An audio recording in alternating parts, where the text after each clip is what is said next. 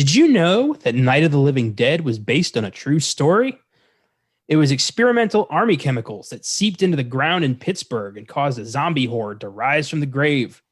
At least that's what medical supply warehouse foreman Frank tells new employee Freddie. He even shows Freddie the barrels containing the poisoned corpses that were shipped to the wrong place. But Frank accidentally punctures a barrel, unleashing the toxic gas into Louisville and reanimating the dead once again in the 1985 horror comedy The Return of the Living Dead. I'm Connor Eyzaguirre. And I'm Josh Allred. And this is Filmgazm.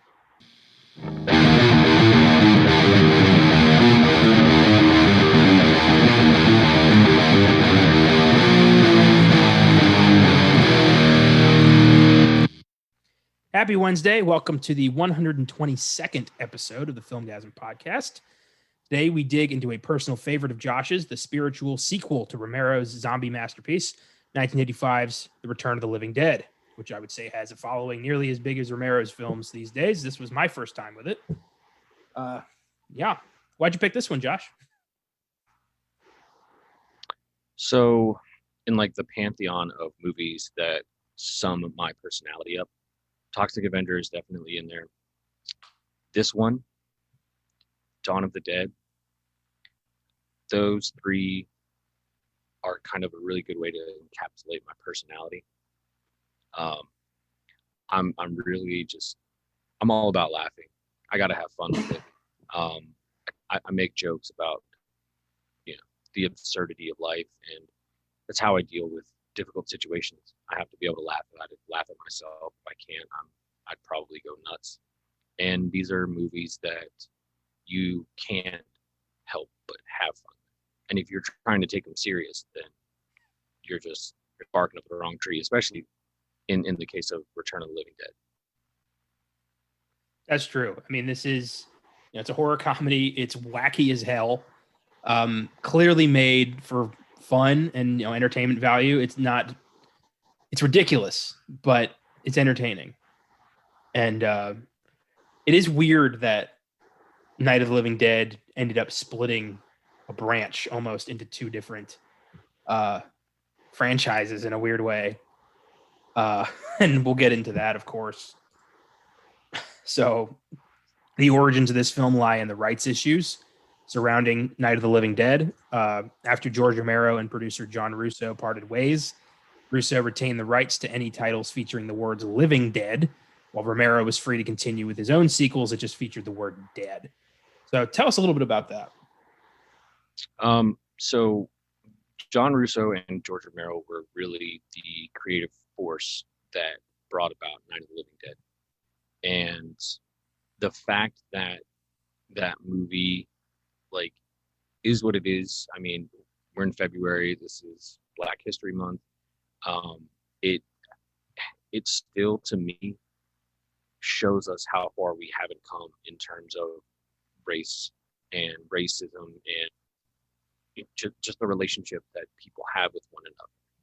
I mean, it's never explicitly stated in that movie. You can feel that tension. And I mean, along with rights and things like that, the fact that George Romero and John Russo were so young and they didn't realize they had to protect the work, it ended up falling into the public domain, and something that could have, imagine if George Romero and John Russo would have had the rights to that movie and the money that could have generated that. Like what George Romero could have made his own movies off the legacy of that film until he died. He would have never needed any outside help just because of what that movie did. I mean, it's groundbreaking. Shortly after they made Night of the Living Dead, they kind of went their own ways. They did, like you said, they kind of made the agreement that John Russo could go out and do whatever he wanted to with anything titled Living Dead. George Romero, even though he had taken a hiatus from those kind of films in between Night of the Living Dead and Dawn of the Dead, there's actually Arrow put together a box set called Between Night and Dawn, and it is all Romero movies like The Crazies. There's always Vanilla, Season of the Witch. There was also think Night Riders was in between there too, or was somewhere in that vein. Martin, um, those kinds of movies were departures from, you know, what everybody knows George Romero to be. So John Russo wrote the script, what he wrote for Return of the Living Dead, and he got together with this guy named Tom Fox, who all he wanted to do was make movies. He had no experience in movies. I think he was a banker or something weird like that. Like he had lots of money to burn, and he just wanted to get in the movie business. And I think this was like 79 or something like that. They were kind of shopping this idea around, and it took a little while. Lo and behold, Toby Hooper was attached to direct this movie. Didn't work out. He ended up going to England to shoot Life Force. Oddly enough, from a script written by the eventual director Dan O'Bannon. Most people, unless you're a real, true student of the genre, might not know who Dan O'Bannon is and don't know his significance. But I mean, the guy wrote Alien. He wrote Dark Star, which was a John Carpenter movie, like one of his first movies. Dead and Buried, which is kind of a zombie movie, but not. It's such a good movie. If you haven't seen that, I highly suggest you watch it. It has some of the awkwardness and humor that this movie does, but it's played a little more straight, so you don't get like the overt comedy in it. This Dan O'Bannon was brought in to quote unquote polish the script, and then they offered the job to him after Toby Hooper left, and he was like, "The only way I'm doing this is if I'm directing," and they're like, "Okay," but he had never made a movie before. He had never directed a movie before. This was his first job directing, and the way he approached it was he wrote everything straight. Like he wrote this to be straight up scary. The comedy and everything that comes out of it is from the performances and just the out and out absurdity of the situation. And we'll get into it because it's Abbott and Costello, Three Stooges level comedy and this stuff. And I think it cuts just at the right moments to keep this, like it's just like a good release valve. It just lets off the terror for a little bit, and you get a little bit of a laugh, and then you just keep on going, and it just ramps up crazier and crazier and crazier, but you're still laughing by the end of this thing. I wonder why. I mean, Russo and Romero had this whole thing. I wonder why it took so long for Russo to finally make good on his side of it. I mean, because 68 to 85, I mean, that's a hell of a jump. I don't really know. I don't know if he was just trying to write some more screenplays and things like that, because from my understanding is I don't know that they expected Russo and Romero, that is, the kind of response they got from Night of the Living Dead. I mean, it shook the earth. That movie, even to this day, like it's hard for somebody that is probably raised on the era of like digital movies, slick fast cuts and things like to watch Night of the Living Dead and like actually like get immersed in it. But it's still the story, the characters, that kind of thing. Barbara, yes, she's very, very frustrated because she doesn't do jack shit. However, George Romero kind of got an opportunity to revisit her with the remake that Savini made, which to me is one of the best remakes of a movie ever, hands down. I love 1990s Night of the Living Dead. It's amazing. I love it. So he kind of got a chance, a second chance to revisit that character. And I think that Barbara in that starts out that way, but then by the end of it, she's kicking everybody's ass. So, George Romero, and that became kind of a thing. Like he always had strong female characters after Night of the Living Dead, definitely. So yeah, I mean, this is also Women in Horror Month, so kudos to that. Hail Barbara. What you said about people who kind of grow up in the digital age not really being able to, understand or appreciate Night of the Living Dead the same way people in the 60s and 70s did. I don't know, because I saw it for the first time in 2017, and I was very immersed. I felt like it was freaky. I was very impressed with how far they were able to take it. And yeah, it totally still holds up. I've never seen the Savini one, but it's been on my list for a long time. Uh, yeah, I think I've seen all the Romero ones except for Diary of the Dead and Survival of the Dead. So I would say Diary of the Dead is like Night of the Living Dead 2.0. Okay. It's supposed to be at that point in the apocalypse, if you will, for lack of a better word. It's at the beginning of that whole process. And I think it was Romero's way of kind of utilizing found footage and kind of revisiting that story, but with a different set of characters and for a different era. I don't think he intentionally started out that way, but his zombie movies reflect the climate of the time that they're made in. Dawn of the Dead, for me, still holds up. Day of the Dead is probably my second favorite. Land of the Dead was ahead of its time at the time. I mean, even though he was openly mocking George Bush, it still holds true to this era. The last president we had. So the guy had his finger on the pulse of the culture, and I think to be able to use zombies and horror in a way to, and I've used this analogy before in writing about George Romero. He holds a mirror up and he shows us what we would do in those situations, what we would do when it all comes crumbling down. Who are we really at the end of the day? So, yeah. Yeah, he was very ahead of his time. He knew exactly what he wanted to say with these movies. He's making political statements with zombie movies, and that's pretty amazing. My uncle actually named his dog Riley after Simon Baker's character in Land of the Dead.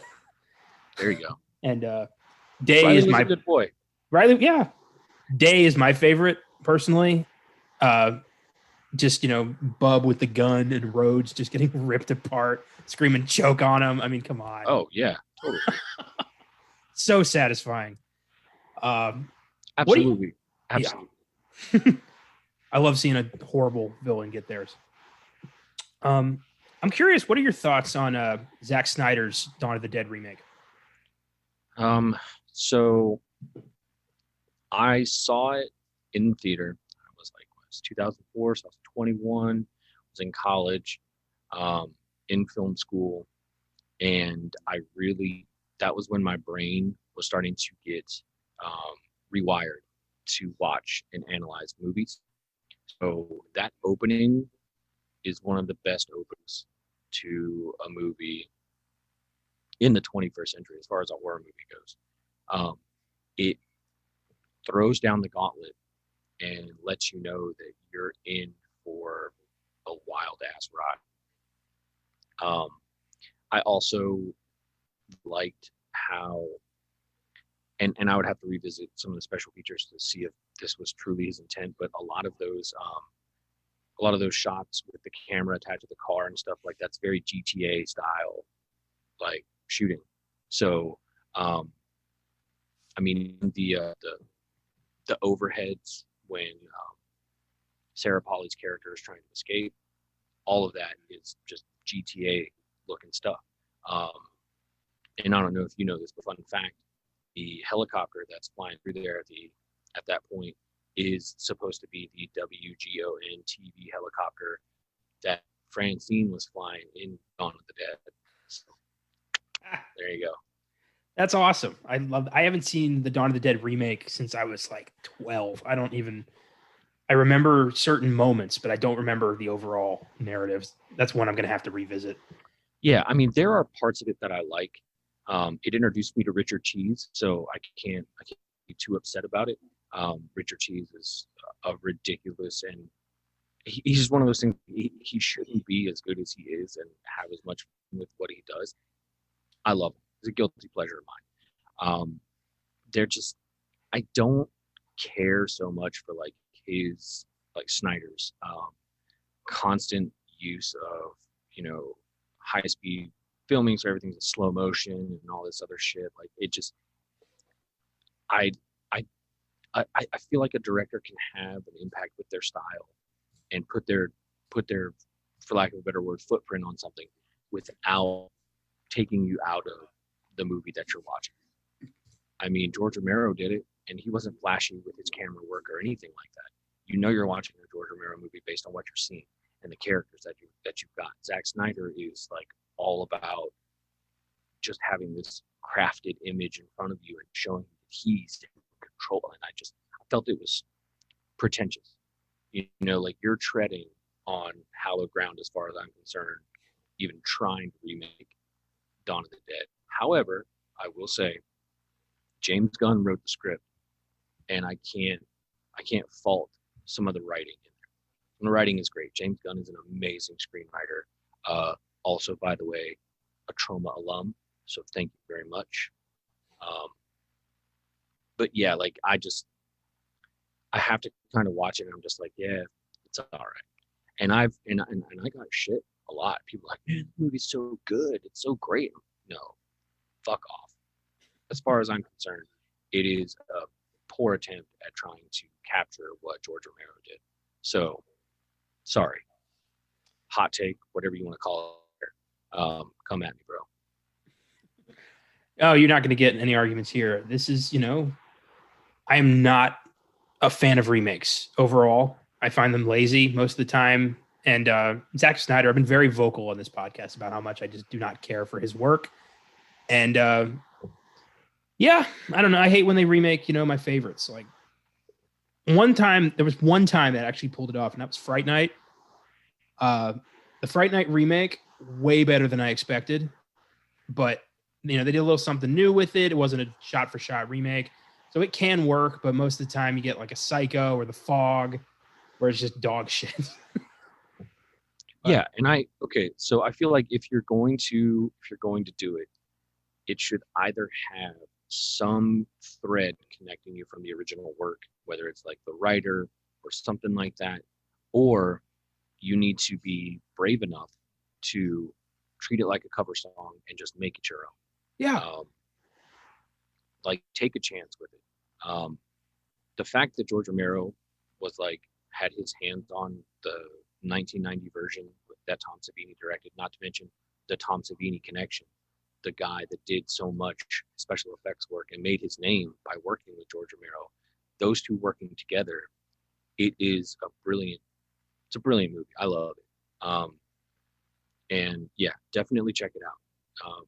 It's not, you're not gonna be as satisfied, I think, as watching Night of the Living Dead. But when you watch that one, you're gonna be like, okay, cool. Romero did something else with this. He had a chance to actually like fully flesh out Barbara. Barbara has the best arc in there. Bill Moseley has a cameo as her brother. So, Johnny, like, come on, can't go wrong. Tony Todd, please. Damn. Tom Tolles is Cooper.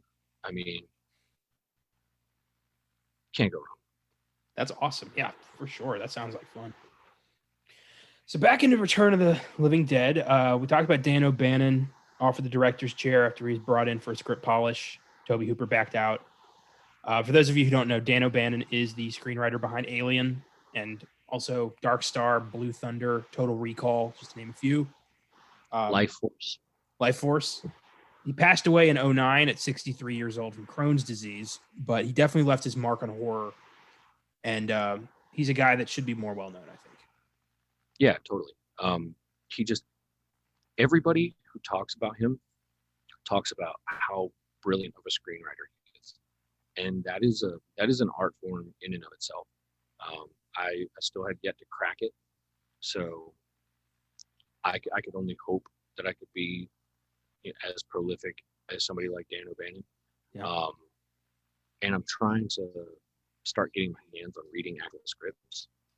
I have I think it's like one of the early drafts of Alien. So I want to read it. I haven't read it yet. I want to read it. I want to actually like take some time, like make some notes and stuff like that. But yeah, like Dan O'Bannon was really like he was a little bit of a overbearing in the production and kind of how he approached things. Um, but what came out of this movie, go for it. Like just keep letting him do his thing. I love this movie so much.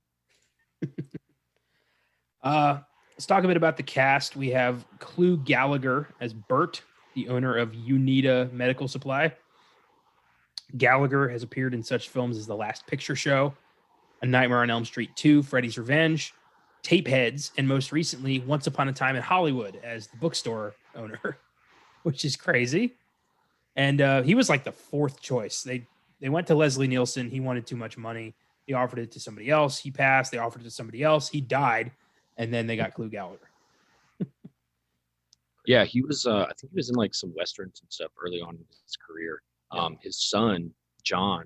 I don't know if you remember this show that was on HBO called Project Greenlight that had Ben Affleck and Matt Damon heading it up.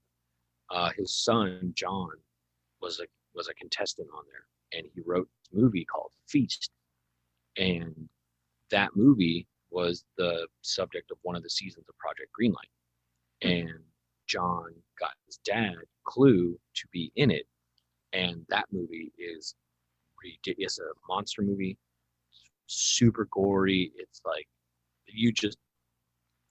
the fact that this movie exists is wonderful to me, and the fact that it's a son directing his father is even better. So definitely check it out. It's a total party movie. Like you should have friends over, beers, pizza, and well, you should probably eat after you watch it if you're still hungry after that. But yeah, it's awesome. Good. Yeah, that's great. I love, one of my favorite things about this show is getting to kind of discover new shit that I just had never heard of or just like completely passed me by. And yeah, I'm sure I'll get to feast at some point. Oh, okay. So bringing up Clu Gallagher, he coming in late actually had some benefit to the performance. They were rehearsing for like a couple of weeks prior to shooting. So all of the cast, everybody except Clu, were, very involved with each other. They kind of had time to flesh out the characters, their relationships and all that stuff. And here comes Clu 2 weeks before shooting, and everybody just treats him like, oh, you're the new guy, you're the outsider. All right. So also fun fact, Tom Matthews is very much a method actor. So like he was really immersed in what he was doing. So I think the performance you see out of him in this movie is somebody just totally like diving into being this, really kind of dumb kid who has no idea what he's getting himself into and is totally out of his depth the entire time and doesn't realize the dumb shit that comes out of his mouth when he says some things that he says. So him and James Karen, the relationship they have in this movie is wonderful. I love it so much. Oh yeah, they're ridiculous. James Karen is Frank, the poor bastard who really starts all this. Karen appeared in such films as Poltergeist, Any Given Sunday, Mulholland Drive, and The Pursuit of Happiness. Hell of a resume. He died in 2018 at 94 years old from cardiac arrest. But he is just outrageous in this movie. He's so over the top. It's insane. Yeah. So there is a documentary about this movie, like the production of it, and they talk to all the cast and everything. And James Karen talks about how he is so happy to just be working, so happy to just be doing what he's doing. And that infected everybody else in the cast, like his positivity and him being excited when things were really terrible and they're like shooting in the rain and all this stuff. And he's just like, hey guys, we're getting paid to make a movie. So like that optimism is wonderful. But like that's how he plays Frank. Frank is just like this overly optimistic guy. And you're just like, you're looking at him like, dude, everything that is dead in your warehouse is moving. What the fuck are you doing? Like, get out of there, run. He's still just trying to, like we can talk about some of their jokes in a minute. I'm just gonna keep going. Hell yeah. Tom Matthews plays Freddy, the new hire who becomes a zombie. Matthews appeared in such films as Friday the 13th Part 6, Jason Lives, The Peacemaker, and Return of the Living Dead 2 in a different role, which is just great. I didn't know he was method. That is insane. Just his commitment. I love when people put that level of commitment into a movie that just doesn't feel like anybody put any commitment into it. It's yeah, because I mean, it looks so effortless. You're just like, wow, like he's really doing like no, dude, he totally just dove head first into this. That's amazing. Don Calfa plays Ernie, the mortician. Calfa has appeared in such films as 1941, Bugsy, Weekend at Bernie's, New York, and Foul Play, just to name a few. He died in 2016 at 76 years old from undisclosed reasons.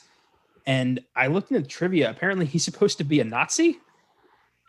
Ha. Okay. Yes. So if you look at some of the characteristics of him, the gun he's carrying is a fucking Luger. Yeah, it's a fucking Luger pistol. I noticed that one. Yeah, he's got he like bleached his hair, like actually did it. He's like coming up with a story about who he was. The music that's playing when they introduce him is a piece composed by a Nazi composer.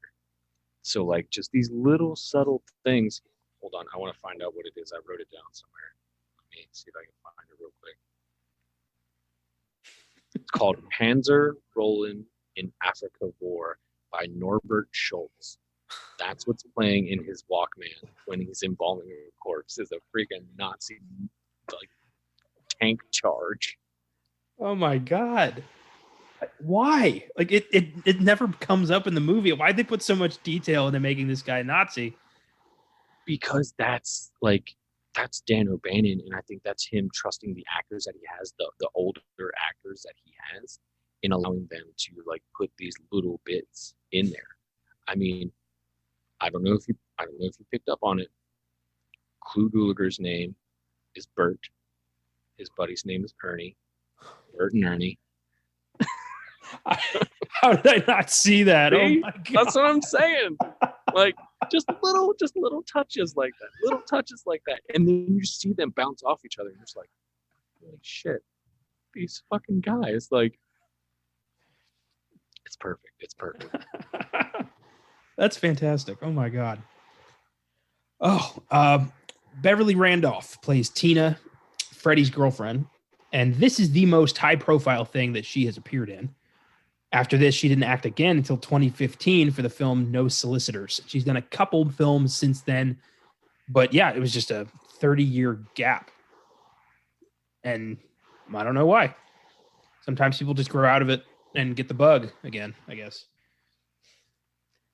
Well, I mean, some people just never go for it again. I mean, I think that also says something about how hard the business is. I mean, you look at somebody like Linda Blair, who pretty much, skyrocketed to fame off of The Exorcist. And then now you see interviews with her and she like won't talk about certain things from back then. Like this is a rough business, unfortunately.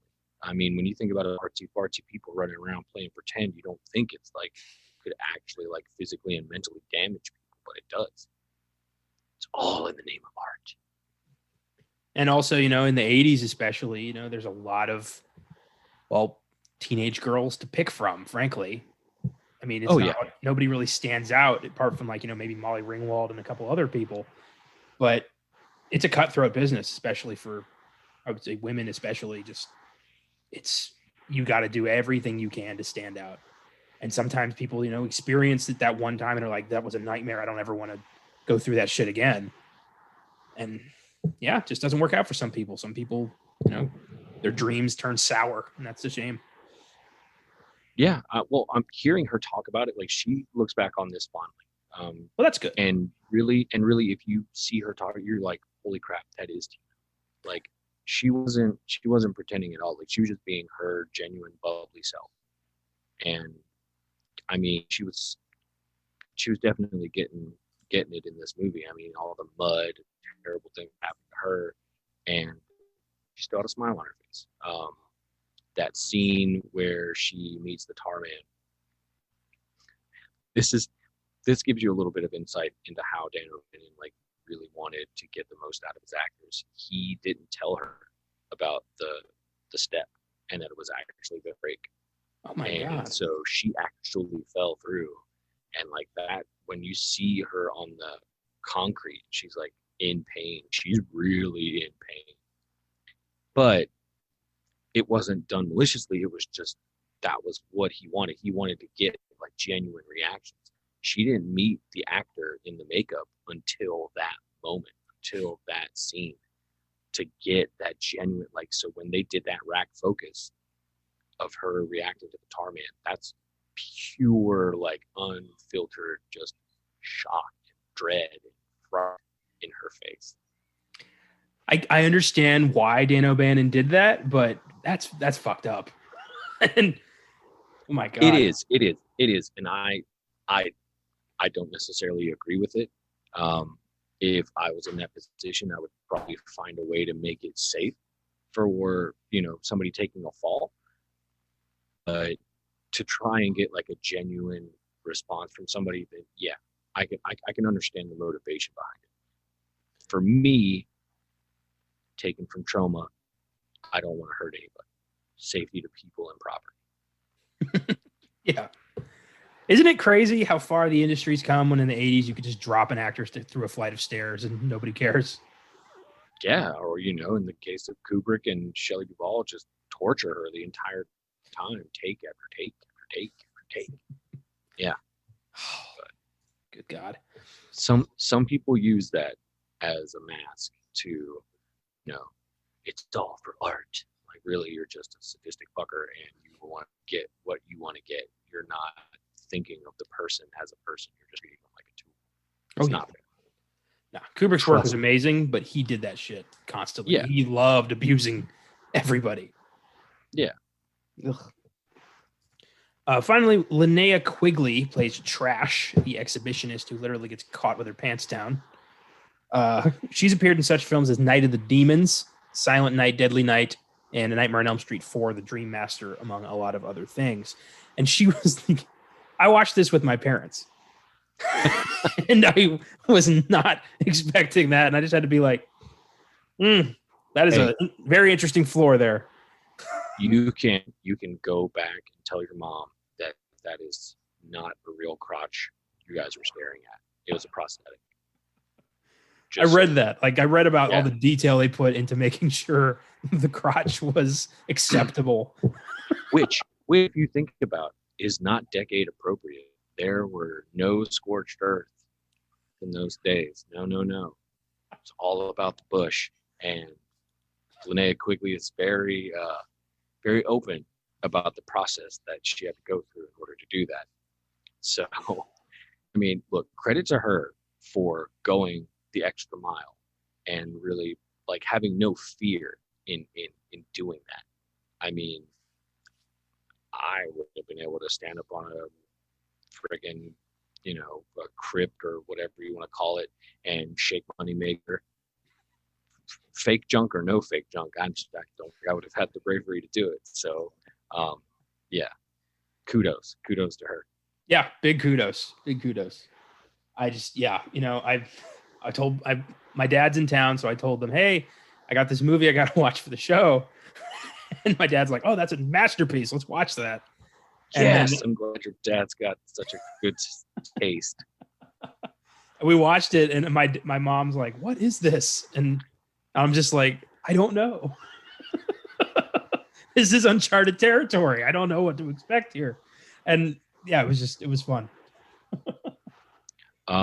So fun fact, Miguel Nunez, who plays, isn't his character's name Spider, I think. He was actually, this is like, I think it was his first movie. He was homeless.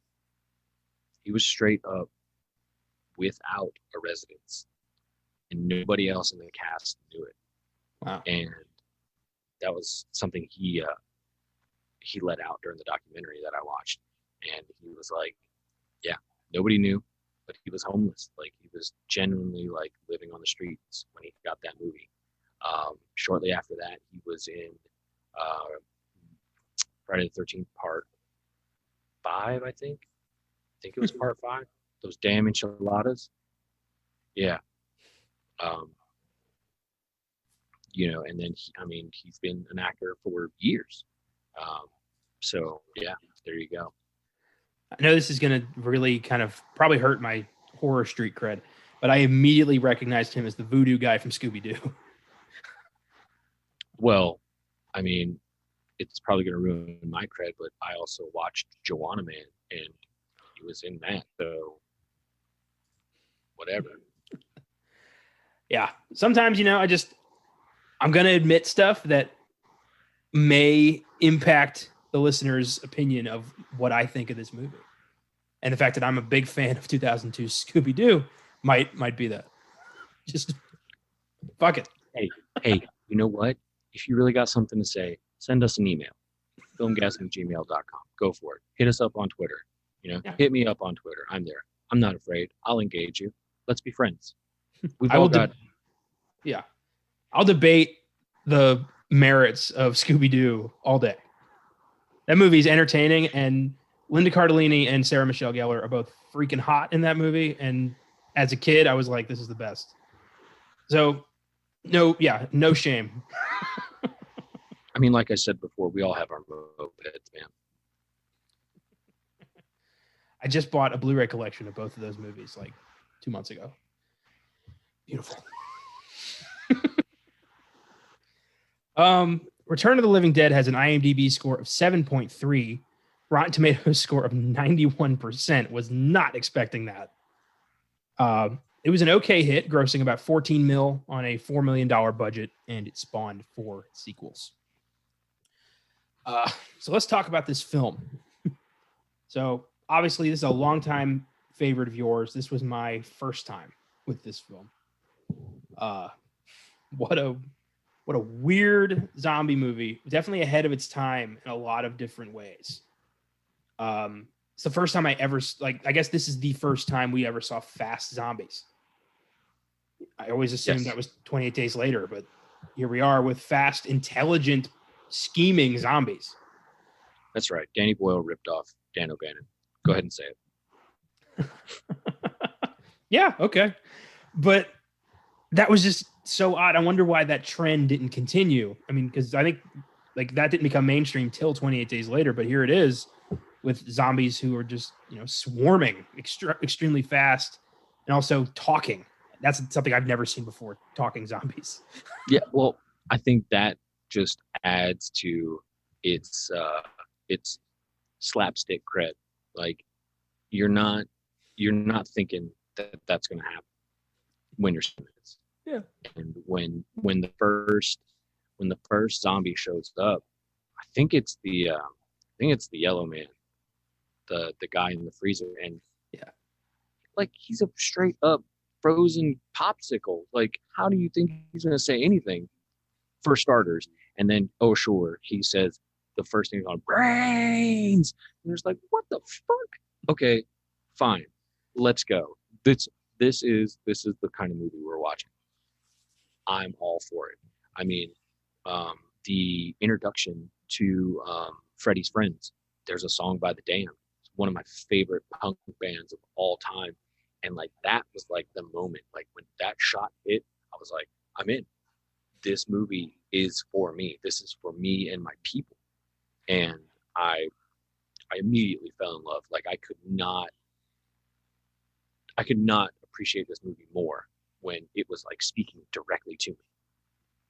Fair enough. Yeah, I love that. I love that. For me, it was the part where I'm like, all right, I know exactly what kind of movie this is. It's when the zombie gets on dispatch and is like, hello, dispatch, send more paramedics. What the hell is this? And then later, another one, send more cops. Like, come on, dude. Funny enough, this movie also planted the seeds into the public consciousness that zombies only eat brains. Yeah. That's funny. I've always wondered where that came from, because every zombie movie I've seen, it's flesh. They never eat brains. And here we are. Brains. Finally, a question They're answered. very adamant about what like. Oh, and not only that, it's not just a throwaway. It actually has a purpose. When the half zombie later on explains why they eat brains, and then you're like, wait a minute. Your brain produces endorphins. Endorphins make you feel good. So it acts like you could actually rationalize that. You can actually be like, yeah, that makes sense. Okay, yeah, all right, I'll buy it. The whole concept that like when you die, you are just constantly in pain and can't do anything about it. That's fucking horrifying. I've never thought about that. Like death has always been kind of a peaceful, like, well, I don't have to think about anything anymore. Now I'm thinking like when I die, it's just hell forever, constant rot that I can constantly feel. Holy shit. That's the most nihilistic approach to death I've ever heard in a film. And yet you weren't thinking you were going to be contemplating existential thoughts such as that when you turned on a movie called Return of the Living Dead. Just another tally mark as far as I'm concerned as to why this movie fucking rules. It makes you think about shit that you're just like, why would I even want to think about it? The pain of being dead? Come on. God. You could write, an endless field of philosophical essays about that shit, and here it is in a 85 zombie comedy. Exactly. Bonkers. I love that this film is based off the idea that Night of the Living Dead really happened and the government covered it up.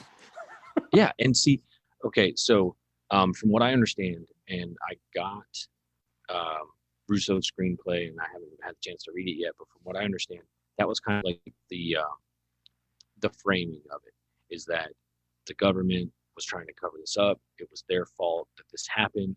The fact that in Night of the Living Dead, you hear that it might have been caused by a satellite, that this is why the dead are coming back. And you're like, no, that's all bullshit. It was the government's fuck up. Because everybody knows the government, especially the one that was the previous administration was in here, always full of some inept motherfuckers who are just content to get paid and not actually do their job. And that's kind of like, it's kind of the running theme through the first three movies, is the government and the military are totally out of their depth and are struggling to cover up their mistakes the entire time. By the third one, they're actually like, oh, we know what we're doing. We're going to create super soldiers, blah, blah. Of course, biting off more than they can chew, and it ends up biting them back.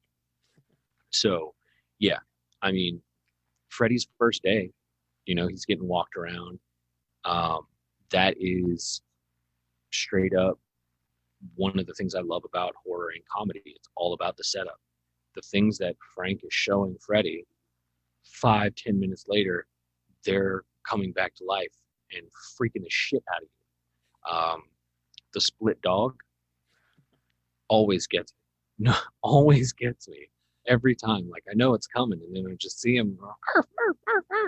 I'm laughing my ass off. I'm just like, they were walking by, and he's just like, yeah, you see the split dog here. I started laughing when Frank freaked the fuck out and started beating it with a crutch. I liked I liked when they were going through the skeletons, and he's like, "You see that here? You see PT right here? Huh? What do you think that stands for? Huh? Perfect T. I think somebody dies with a perfect set of choppers in their mouth. It's like, no, they're from skeleton farms in India. Like, it's just all these little gags. Those two going back and forth. It's perfect, like straight guy and funny guy, just playing off each other so well. That's why, like, I made the Abbott and Costello comparison earlier. It's like they're just playing off each other so well, so well. I I think it made me laugh. I don't know if it made you laugh, but I'm curious. When Frank and Freddie wake up after the chemical went off, and they are both just coughing so over the top. I thought that was so funny. There's like, like just so like ridiculously loud, aggressive coughing. Oh man, James Karen coughing the entire time is ridiculous. And it's just like it's almost like he's trying to convince himself that, something is wrong, but he's also trying to be like, yeah, there's not wrong.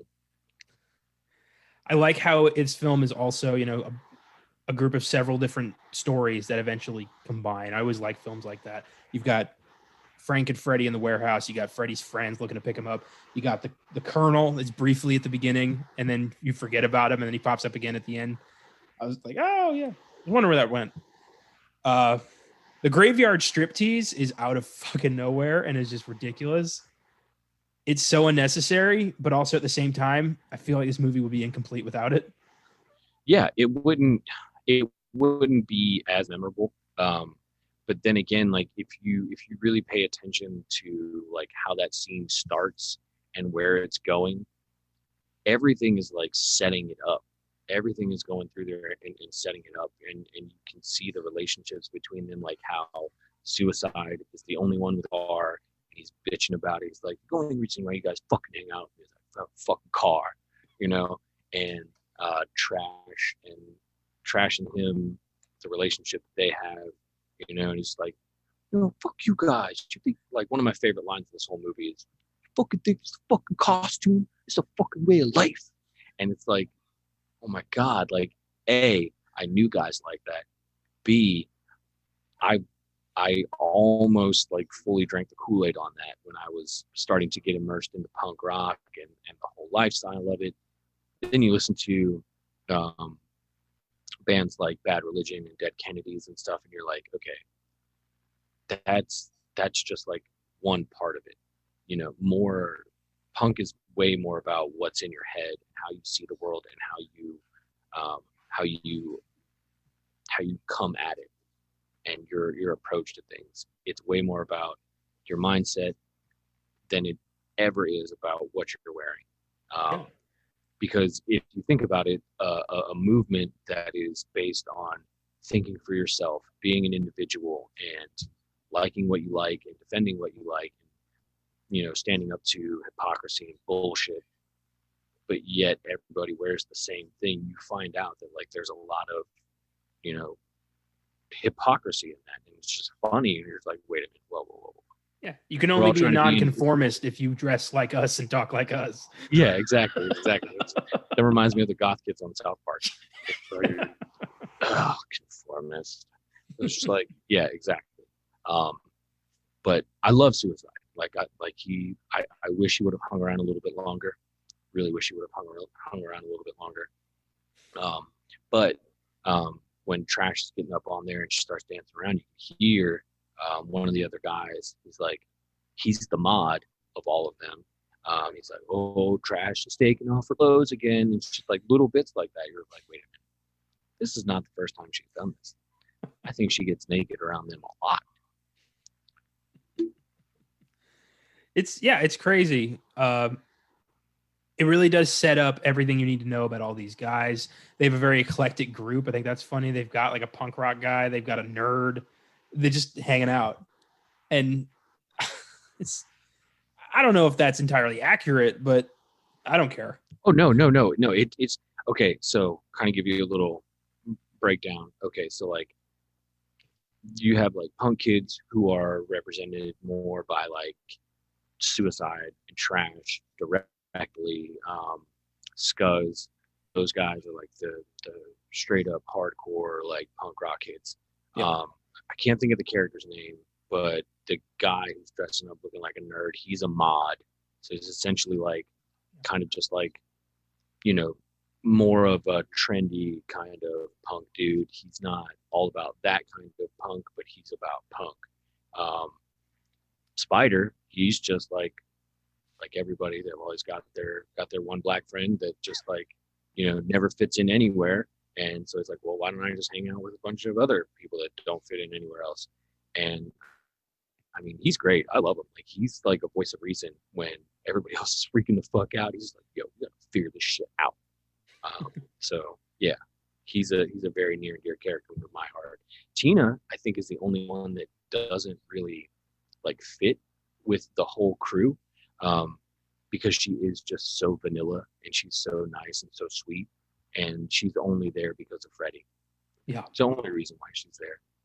But that she kind of balances everything out. True. It's a good eclectic group, you know, for a horror movie. Absolutely. So when the zombies do first attack the warehouse, you've got that yellow zombie that it just looks like at first I thought it was like a mannequin with a bald cap, and then just like they cut its head off and it just keeps moving around and like knocks all the shelves down. And they were, you know, they're freaking out. I thought if you destroyed the brain, they die. And like, well, clearly they don't. And Freddy says my favorite line in the movie, "You mean the movie lied?" Yeah, exactly. and that's another way that they're like Dan O'Bannon like even said, he was like, I want to separate my movie from Romero's zombie movie. Like, I don't want it to be the same thing. I don't want it to be like Dawn of the Dead or anything like that. I want this to be different. And that's why he threw down the gauntlet essentially and said, yeah, Night of the Living Dead really happened, but it didn't happen the way you think it happened. And oh, by the way, we got one of those tanks here. So yeah, like that whole exchange is just rapid fire, and it's so funny. Like, and it's very cringeworthy when like Bert is taking the bone saw and he's like sawing off the zombie's head, and there's like hearing the crunch and all this shit. And it's like, what the fuck? Like, it's just so fucking raw and gross. And you're just like, God damn, like, ah.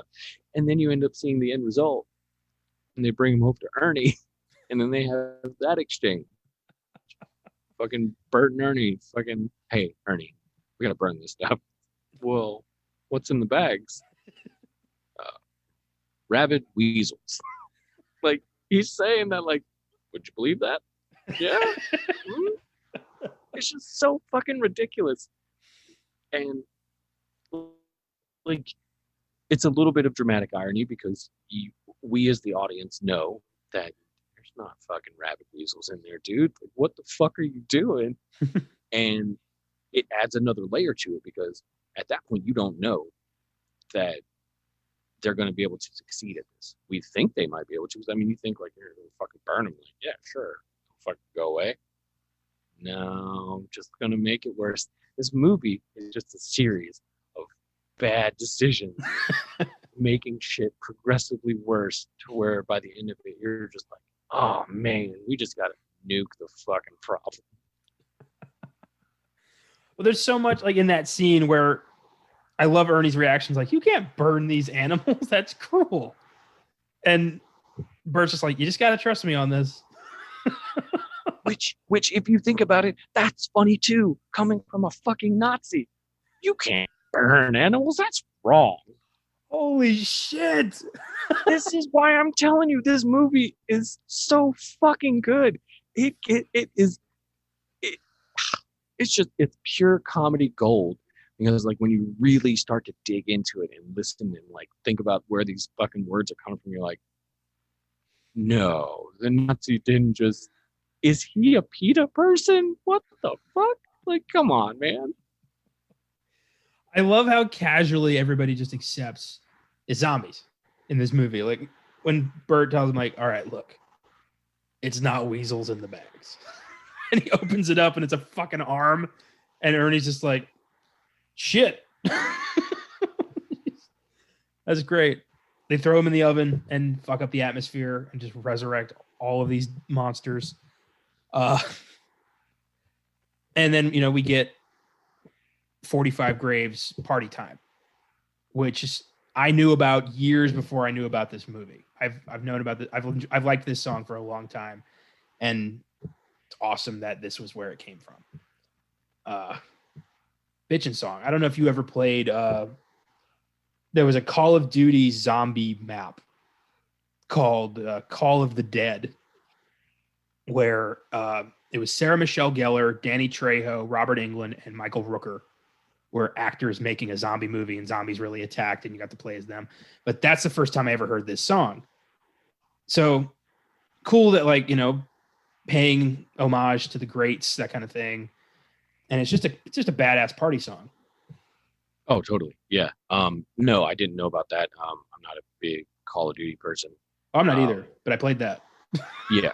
I mean, I could definitely get down for that.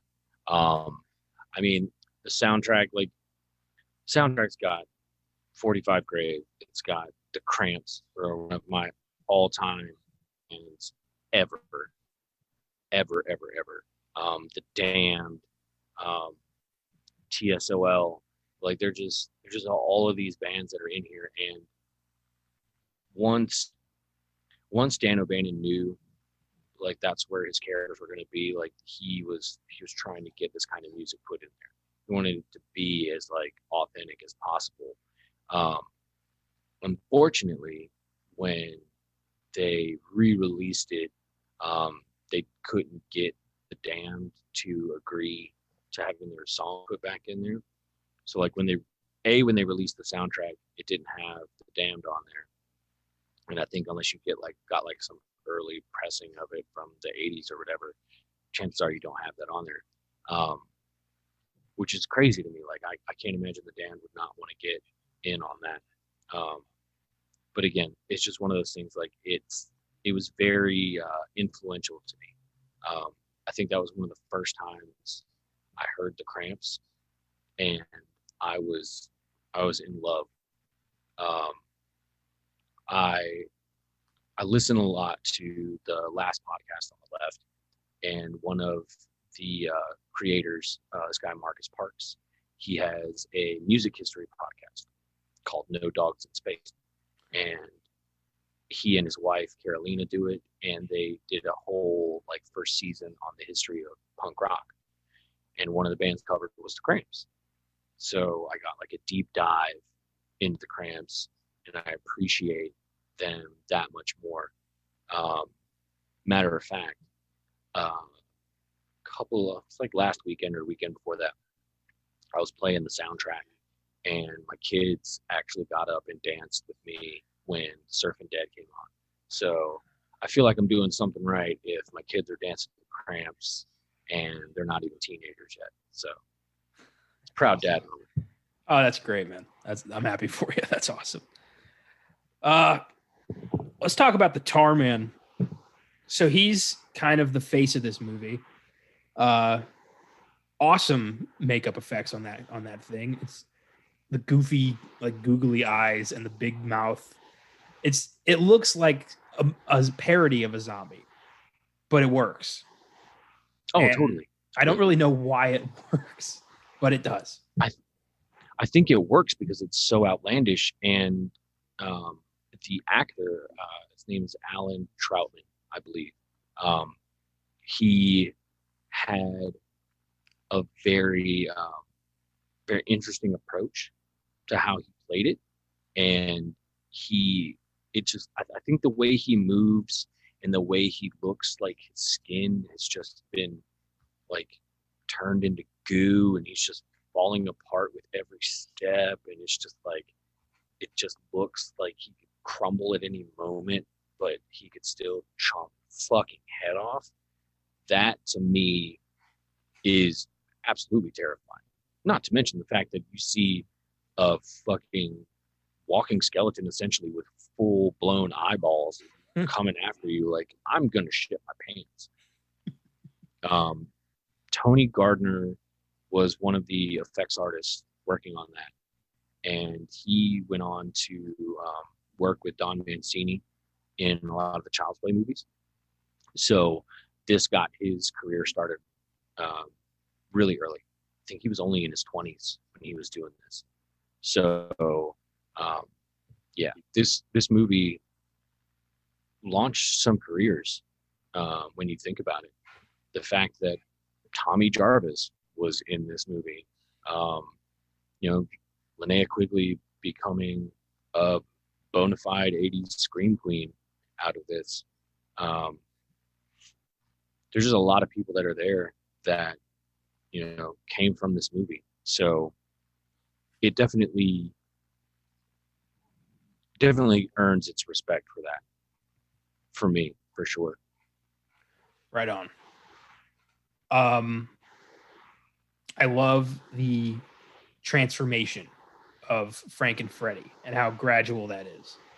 But also when the paramedics show up and are like, you have no blood pressure, no pulse, no heartbeat. You're dead somehow. And they're just like, what? We're dead. It reminded me very much of Death Becomes Her when Meryl Streep goes to the doctor's office and Sidney Pollack's like, you don't have a heartbeat. I love little bits like that. It's a cool idea that you don't see very often, of just a doctor analyzing a dead person and not realizing it. Yeah, yeah. I mean, I think the fact that, you know, Tom Matthews' approach being like full method, he's just absorbing himself into that. Slowly, you know, he's becoming frozen with rigor mortis and all of these things. He has the benefit of doing this role twice. He and James Karen were in Return of the Living Dead Part 2, essentially playing their same characters. And yeah, when we get to talk about that, I'll talk about how much I don't like saying I hate movies, but that movie really gets under my skin just because of how lazy it is. Cool. Yeah, I love when they try to move them and they just start screaming. And then when Freddy just gets up and it's like, I love you. You have to let me eat your brain. Like, it's a great over the top delivery. And knowing that he was method just makes that even better. Yeah, totally. No. I don't know if you noticed this, but his bomber jacket on it says "fuck you." Yeah. Yeah, I got that in my trivia coming up. That's hilarious. And then we come to a pretty sad, touching moment where Frank cremates himself. I mean, holy shit, like takes his wedding ring off, like prays briefly, and then just hucks himself into the fucking oven. Yeah, Jesus. that was all James Karen. He came to Dan O'Bannon with that. Credit to Dan O'Bannon for letting him go for it. Again, kind of showing you like these characters who have, not all of them, but some of them have like really good arcs in them. And Frank, you know, not wanting to come back like that, it's a very noble way to die. Very samurai of him to take his own life. So he doesn't come back and go after his wife and chomp on her and his kids. I love when they finally do decide to call the army. The colonel's like, why didn't you just call this number immediately? Like it says in case of emergency right on the barrel. Why didn't you just call the number? I love Bert is like, well, I'll lose my business. Zombie apocalypse. And he's like, oh, I don't want to lose my business. Hey, man, that just shows somebody who's more concerned about covering his own ass than saving the whole world. And I mean, how many people have we known that have been like that? How many bosses have we had that cared more about what was going to happen to them than what's going to happen to you? So, all that matters is the bottom line, regardless of the situation. Yeah. I'm not getting my ass in trouble. Fuck you. I'll fire you first. Fuck you. And then the solution is they just fucking nuke the town. Like, what? They just blew up Louisville. And it still didn't work. They just made more zombies. Well, yeah. And because they still have more barrels, duh. It's a wild ride. I had some issues with it, but it's just the way I watch movies. I haven't, I'm narrative driven. I was hoping it would be gorier. That's a big one. I was hoping for some like really brutal zombie carnage, and I feel like I didn't get as much as I wanted. Uh, I thought the ending was kind of abrupt. Just nuke it, and the movie's over. Uh, and I thought the characters, some of them didn't really stand out that much. But the more we talked about it, the more I started to kind of second guess that one. Yeah, I'll watch it again. Oh yeah. Well, look, and again, I don't know if you're paying attention, but this should also be on your 4th of July list of movies to watch with Jaws, because the day everything starts is July 3rd. The morning the bomb drops is the 4th of July. There you go. I didn't notice that. That's great. Oh yeah. Yeah. There you go. I try to watch that Jaws every year. Just gotta keep the holidays popping with the horror movies. Oh hell yeah, absolutely. Speaking of which, we're recording this on February 2nd, and I didn't watch Groundhog Day today. Damn it. Oh, I didn't either. Well, whatever. No, I try to do that every year. I love Groundhog Day. Look, I haven't actually seen that movie in a long time, and I think that was the first time I watched a movie, and I was like, Bill Murray's not funny the whole time. He's not. But I've watched it, as I got older, because I went and saw it when I was a kid, when it first came out, and then I saw it later on when I was older. I was like, this movie's fucking hilarious. Like, this movie, it has no right being as funny and dark as it is. Yeah. Because I don't know that anybody else but Bill Murray could have done that. Maybe John Cusack, but that's about it. And I only think of John Cusack because I think of Better Off Dead and how he's like trying to like kill himself in that shit. But Groundhog Day is one of the funniest lines in a movie, in my opinion. It's like the 3rd or 4th day that Bill Murray's gone through the cycle, and he goes to the bar, and he's talking to those two guys, and he says, "What would you do if there was no tomorrow, and nothing you did mattered?" And one of the trucker guys goes, "Wow, that about sums it up for me." I always love that. They just look so despondent. They're just staring into their beers like, yeah, pretty much. Oh, good old Groundhog. Fuck, I thought I was sad. Here's some Filmgazm facts. Number 1, on the back of Freddy's jacket in the theatrical version, the words "fuck you" are displayed. After realizing that the shot could not be used in case it was ever shown on TV, a second jacket was made that says television version and can be seen in the TV version of the movie. So his jacket just says television version. That's fantastic. That's just another way of saying fuck you. Number 2, Dinah Cancer, the lead singer of the punk band 45 Grave, whose macabre song Party Time is memorably used in Return of the Living Dead, agreed to become a model for the special effects crew of Fright Night Part 2, who needed a girl smaller than the film star Julie Carmen to create the right body mold for the monstrous vampire bat creature that Carmen turns into. The crew also found Dinah's unusual last name interesting and a small sign that she's the right girl for the job. So the lead singer of 45 Grave was a model for Fright Night 2. I thought that was cool. I did not know that. That's fantastic. Number 3. I actually bought, hold on, little aside. Yeah. I bought Fright Night 2 from a website that will essentially like send you a sort of bona fide copy of it, because Fright Night 2 is out of print. Yeah. But I got it on Blu-ray, so I'll point you in the direction of that, because I haven't watched it forever, and I found this website from another podcast. Oh shit! So I'll send that to you. I got to see it through a YouTube version. Like somebody uploaded it to YouTube in HD, and I watched it, and I thought it was terrible. Oh no, it is. It's totally terrible. But it's like, it's just one of those things where you're just like, why couldn't they just get this right? Like they had the whole template. Why couldn't you get this right? Yeah, it's a damn shame. It really is a damn shame. And yeah, I don't know, maybe. Why not? One of those kind of novelty movies that maybe 8 people have.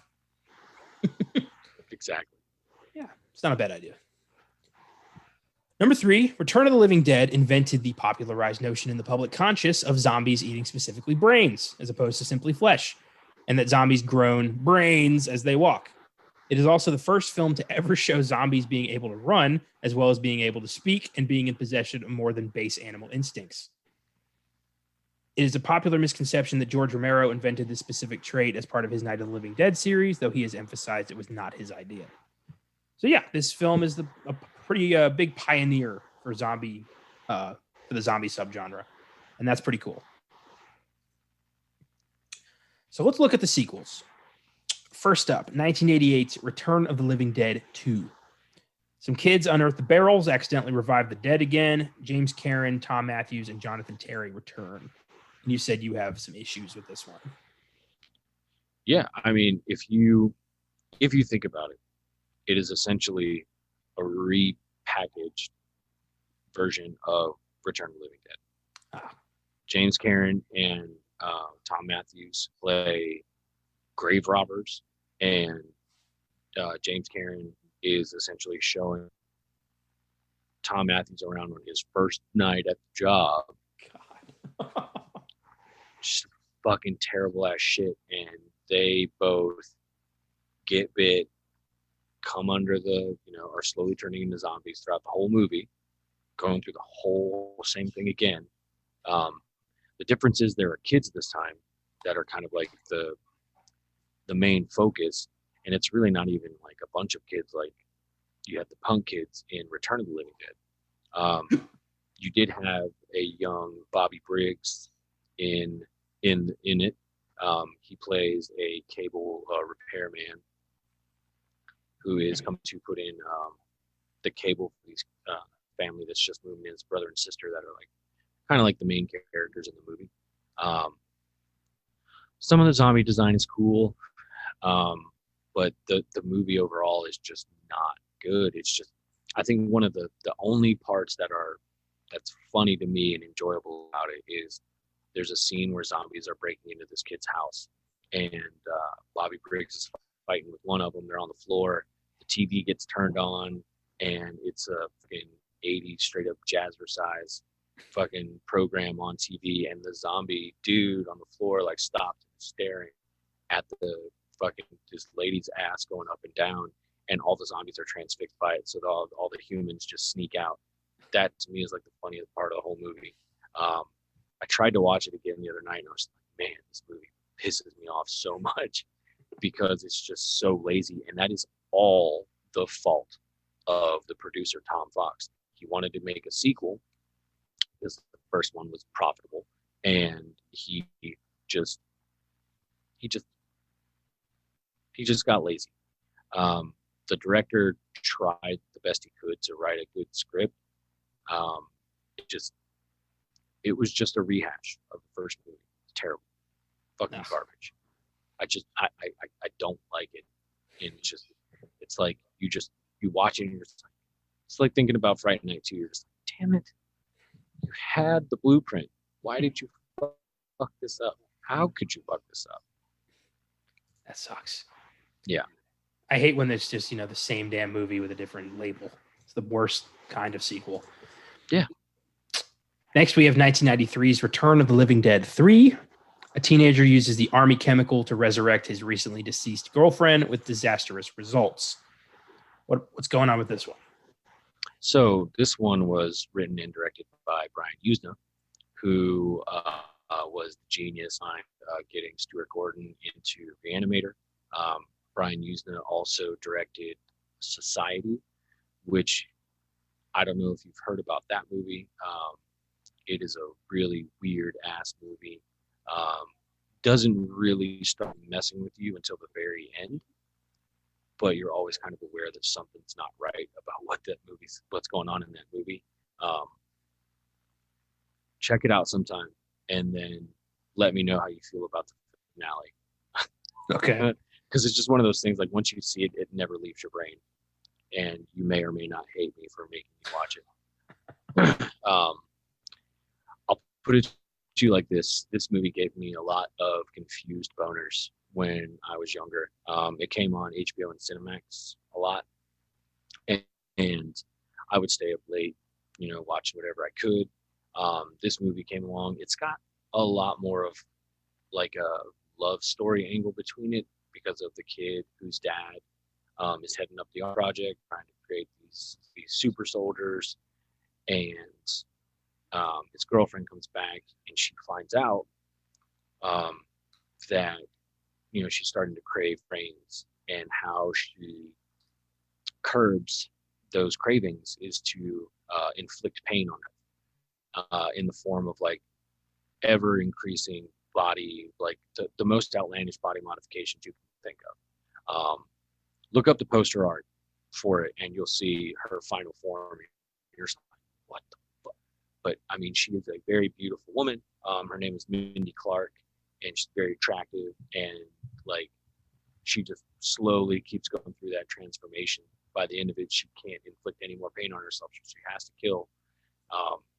Yeah, it's something else. It's very, very something else. The other two movies, Sci-Fi Channel picked them up and produced them, and they're sequels in name only. They're fucking god awful movies, terrible ass movies. The fact that they put them out like back to back lets you know that they didn't do anything in the way of actually, that they're putting out. They're just taking the name and slapping some zombies in there, and they're like, "Oh, Living Dead." No, it's fucking horrible. Oh, that sucks. So Necropolis and Rave to the Grave are just garbage. Hot garbage. Yeah, I kind of figured they looked leagues worse, and that's saying something. I gave Return of the Living Dead a 7. It's pretty entertaining. I did expect a lot more gore. I like the wacky shit. The ending's a little abrupt, and I thought the characters were fairly forgettable, but I'm warming up to that one. Yeah, I mean, once you start thinking about like all the gags in there and like all the characters, you start to really realize Dan O'Bannon knew what he was doing when he was writing this thing. Something we didn't touch on that I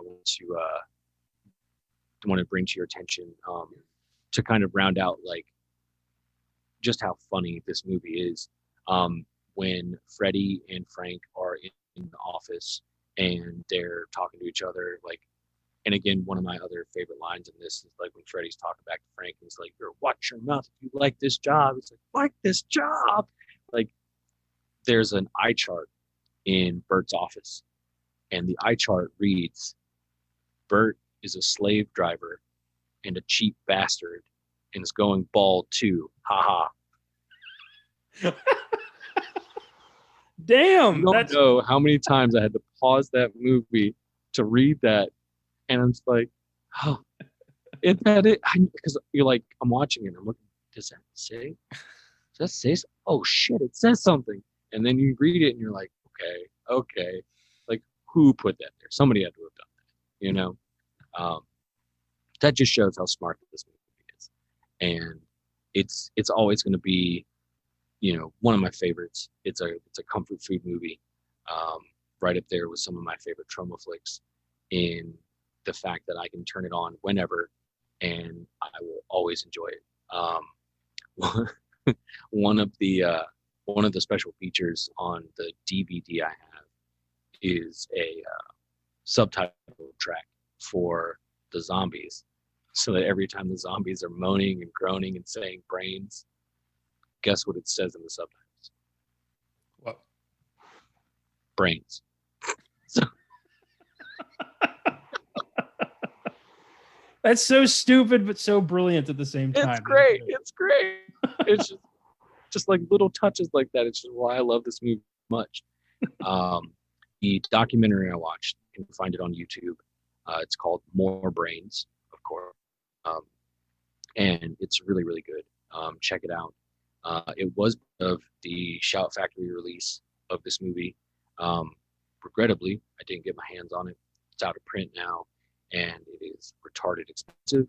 If you're trying to hunt it down, good luck to you, and hopefully somebody else will get their hands on it at some point. They can put it out again. But yeah, as far as like my rating of it, it's a 9 or 10.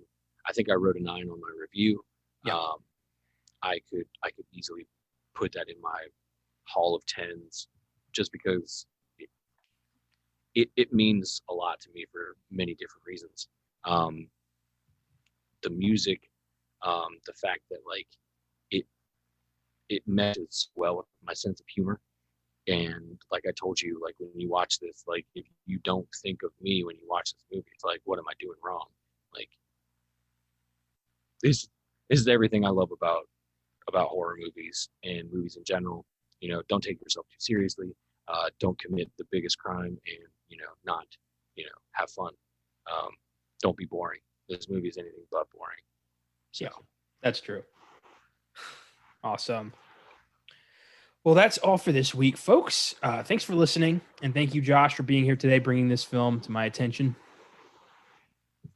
Oh yeah, hey, happy to be here. Also, happy birthday to George Romero. His birthday will be on the 4th of February.